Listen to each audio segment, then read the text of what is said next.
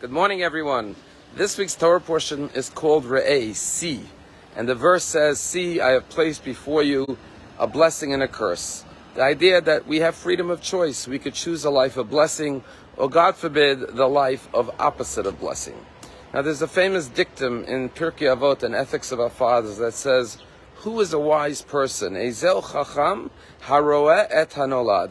One who can see what will be born. In other words, a wise person is someone who can see the outcome or the consequences, the results that will emanate from his choices, from his actions or her actions. And the question is, do you have to be such a wise person to see the outcome, to see the consequences of your deeds? Everyone knows that certain choices bring certain results and consequences, and others bring positive outcomes. Why is this the definition of a wise person? And the Rabbi explains that the key word is haroeh, one who can see it. You see, a lot of people understand what will be the result, but they don't actually see it. If they could only see it before their eyes now, in a real tangible way, if they could look into the future and see and visualize what will be the result, that will influence them more than just understanding the outcome.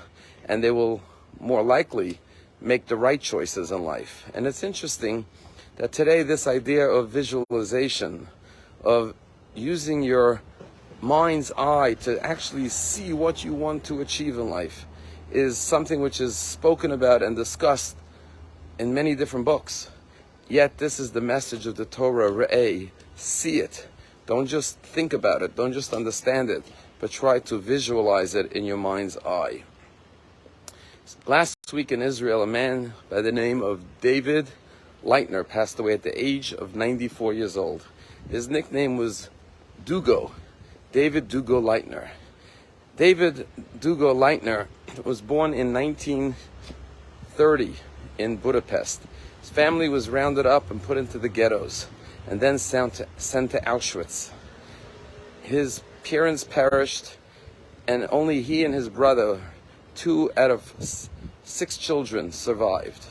And the story was that in January 18th, 1945, as the Soviets were closing in on the Germans at Auschwitz, the Nazis took 60,000 Jews, including little David Leitner, who was only 14 years old.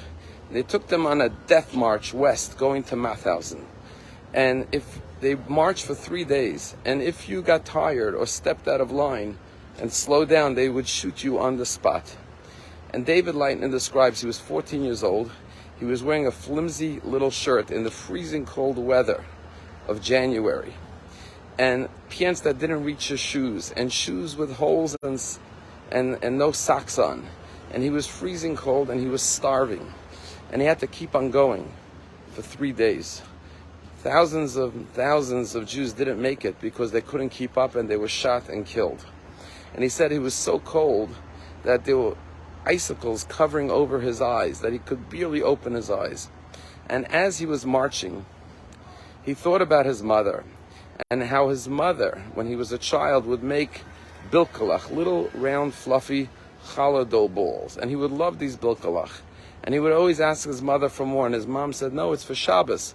But one day when you get to Yerushalayim, there in Jerusalem, the greatest place in the world, bilkalach grow on trees, she would tell him as a little boy. Well, as he was walking through the death march, he was starving.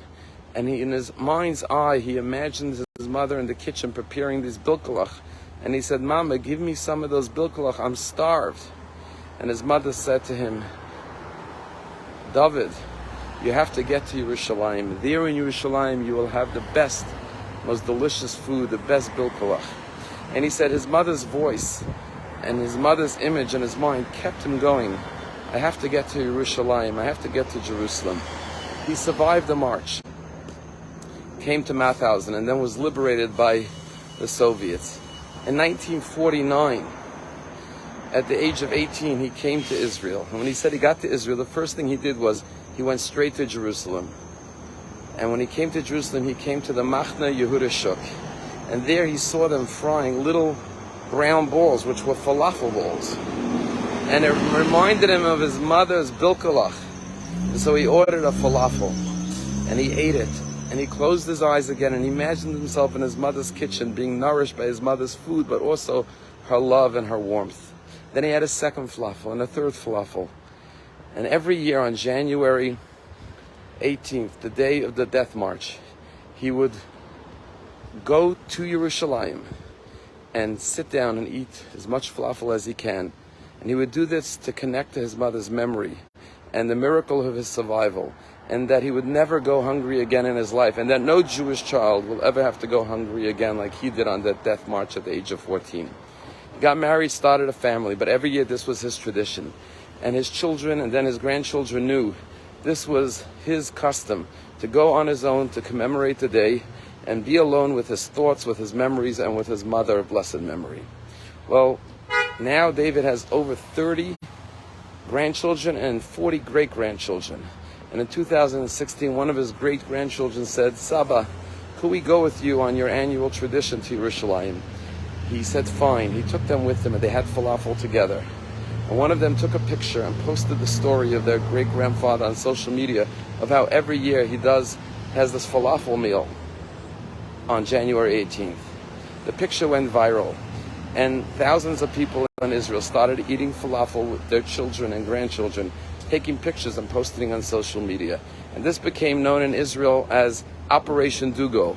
On January 18th, everyone eats falafel and spreads pictures, and even the schools and the hospitals and all the institutions in Israel serve falafel on January 18th. On 2019, the president of Israel, Rabbi Rivlin, invited David Leitner, Dugo, to come to the Bet HaNasi, to the president's residence, with his whole family, children and grandchildren, and they all sat down to a meal of falafel, celebrating the miracle of his survival and the Jewish people, and the symbol that no Jewish child should ever go hungry again. David Dugo passed away last week at the age of 94. But like the verse says, Re'eh, the memories we carry, the visions we hold for the future, if we could just see it in our mind's eye, they could be the greatest motivation to lead us to a blessing filled with blessings, a life filled with blessings. Have a wonderful day.